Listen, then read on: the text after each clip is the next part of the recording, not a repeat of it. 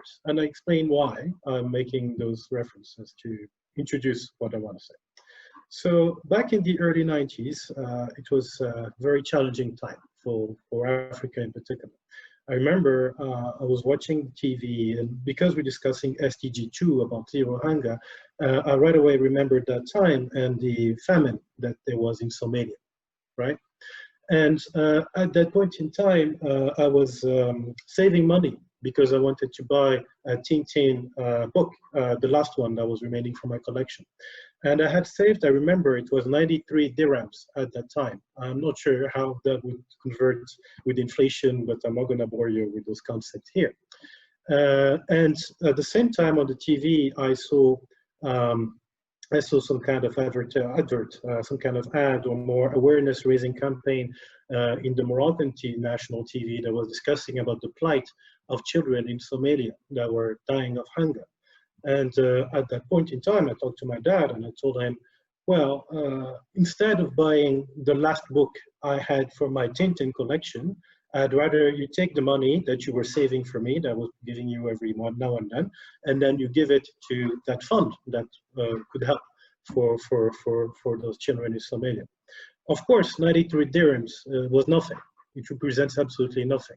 But just like you're trying to do now, at that time, as a child, I felt it was important to try to make a difference in my space, in my scale. And I very much commend you for trying to do something like that and for succeeding in doing something like that at your level with your friends and colleagues. Now, when it comes to Star Wars, the reason why I'm referring to Star Wars is not because I'm a huge Star Wars fan, but also because yesterday was May the 4th. So some of you may not be aware of it, but May the 4th is known as being Star Wars Day, because May the 4th, may the Force be with you. And I brought my own Falcon Millennium. It's a toy I gifted myself over Christmas last year. And the reason why I want to refer to Star Wars is because an important concept in Star Wars is the Force.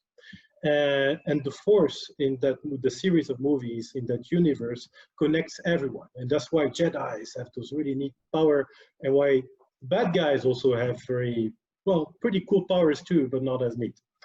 But to a large extent, I think the concept of the Force, this fictional, imaginary concept of the Force, is also really relevant to agriculture and food systems and climate resilience, because this is what connects us to the planet. This is what connects us to each other. This is also how we can learn about other people, the culture, the environment. And this is an everyday reminder of how much we depend on our environment to provide us with jobs and sustenance. Now, I'm going to focus a bit more on Africa, because as you were saying in your very kind introduction, Nico, I'm from Casablanca and Montreal. Currently, I'm in Rabat, where it's very sunny and a bit hot. And I'm very sensitive to the issues that are confronted by the continent, also the opportunities, the very important opportunities that exist in Africa. Climate is a topic that we have, all of us, in our mind. And the reality of it is that Africa as a continent is only responsible for a few percent, no more than 4% of the greenhouse gas emissions. But when you look at the impact, and the continent that is the most vulnerable to the negative impact of climate change, Africa, unfortunately, is on top of the list. 6 of the 10 most vulnerable countries in the world are in Africa. And why is that? Mostly because of the topic we're discussing today, which is linked to agriculture, food systems, and climate resilience. Agriculture is a vital sector in Africa. About a third of Africans work in agriculture right now. 70%, that's 3/4 of Africans, although they don't necessarily work directly there, have revenue from agriculture in some way or another. Earlier, Rehema was referring to the fact that some people lack money these days. And the way to get money is to have a job. And in the context of Africa, more often than not, your job you have, how you make your livelihood, is connected to agriculture and food systems. The reality is that climate change is already having an impact in Africa. This is not something in the far future. This is the case all over the world, but it is more deeply felt, I would say, in Africa. Of course, everyone has different facets of vulnerability as well. Now, I'm going to bore you with some numbers and money, sorry for that, but to give you a sense a bit. These days, everybody's worried about health, as you can imagine. We are all having this opportunity to exchange remotely because we want to talk to each other, but the reason why we cannot talk to each other face to face is because of the important safety measures that and the sanitary measures that countries are doing. In Morocco, we're doing it as well. I'm sure many countries are doing it all over the world. Once the sanitary aspect of it, once people are not sick anymore and we are less worried about the sanitary impacts of the coronavirus crisis, then we're going to be looking a bit more into a different aspect, which is the economy linked to jobs and money. And why I was making that bit of a forced introduction for economy is because there's a number I want to share with you. Is GDP, but sorry, it's quite technical, but I'm going to explain to you GDP very briefly and in a very simple manner. GDP is a way for economists, people that look at the economy of a country, to try to get a sense of how developed the economy of a country is. It's a number. A lot of people these days say that this number is not enough to really tell the story about the country and the people that are there.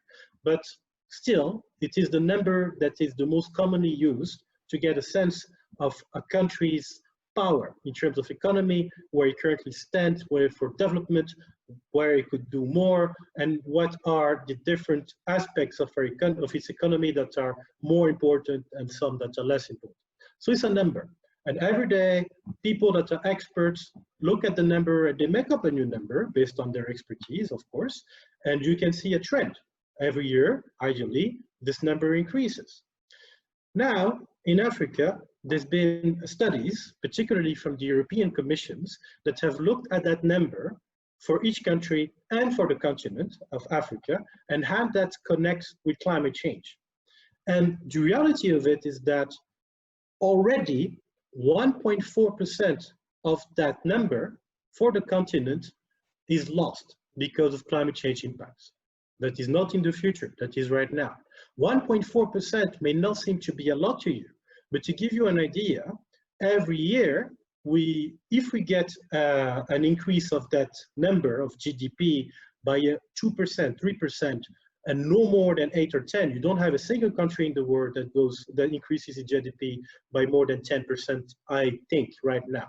Well, certainly not right now, unfortunately, but in the last few years.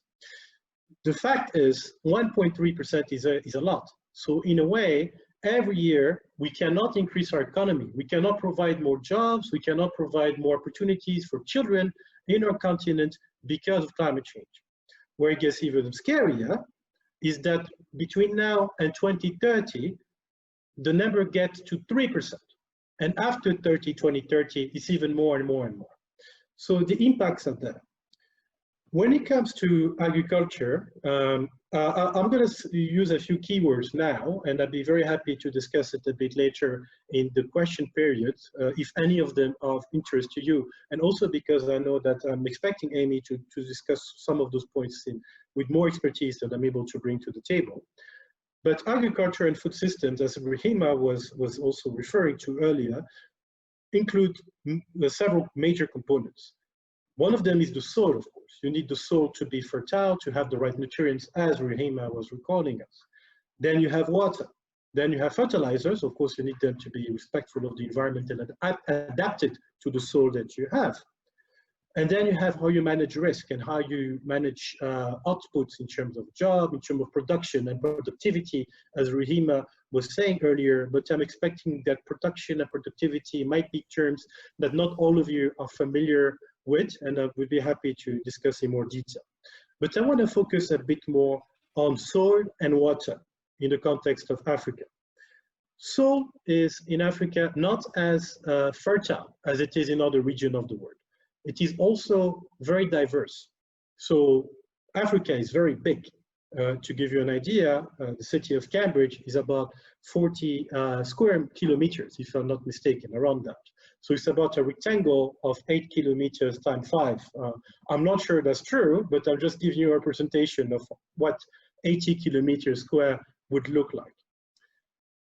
Africa, just in the context of Africa, you have about 500 million hectares of land that are moderately or severely degraded. That is about a third of all the degraded land you have in the world. So as you can imagine, that's a lot. That's particularly important as a number. Now, what in Africa turns land degraded? I'm not going to in more detail because once again, Amy is more of an expert than I am on this, and I'd be very happy to come back to that in the question period later on, if that's helpful.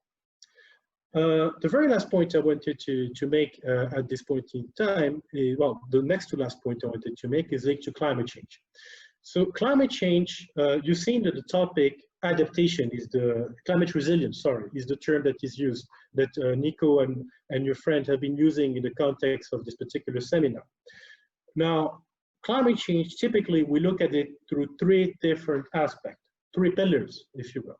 The first pillar is what we call mitigation. How do you reduce greenhouse gas emissions? How do you capture those greenhouse gas emissions if you can, through trees, for example? Adaptation is how do you adapt to the impacts of climate change that you can see now and that you're going to see in the future. And then we have the third pillar, which is loss and damages.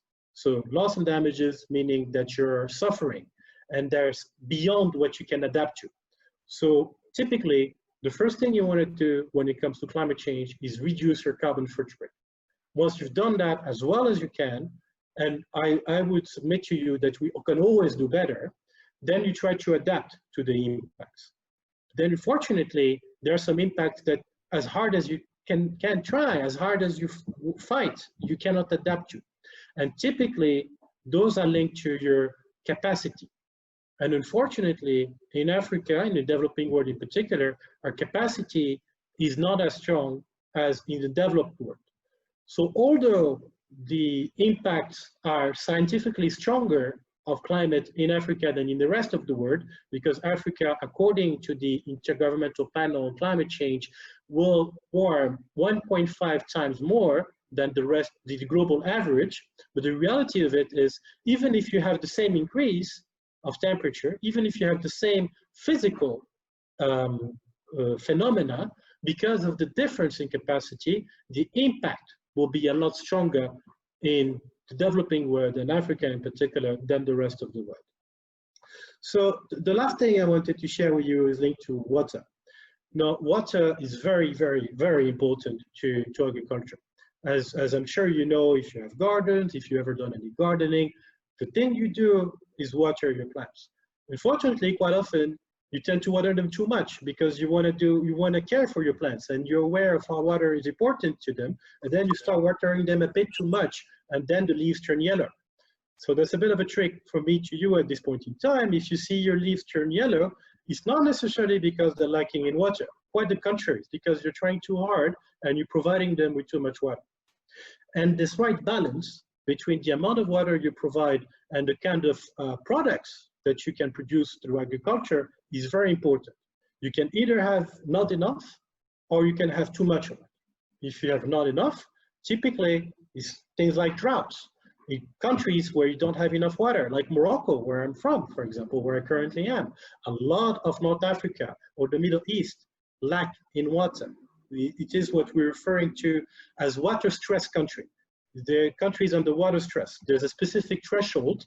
If you're interested, I can tell you more on that. But if you are above, under the threshold of availability of water per habitant, then you are called a water stressed country. And Morocco is among the most water stressed countries in the world. But in Africa, you also have floods, and you have countries that tend to have too much water. The problem is not necessarily that those countries have too much water in average. The issue is that they tend to have too much water in their very short amount of time, and that's what creates flood, right? And both droughts and floods are issues that the continent is confronted with, and issues that are very relevant to agriculture, food system, and climate resilience in general. So yes, this is what I wanted to conclude on at this point in time. Thank you very much for your attention.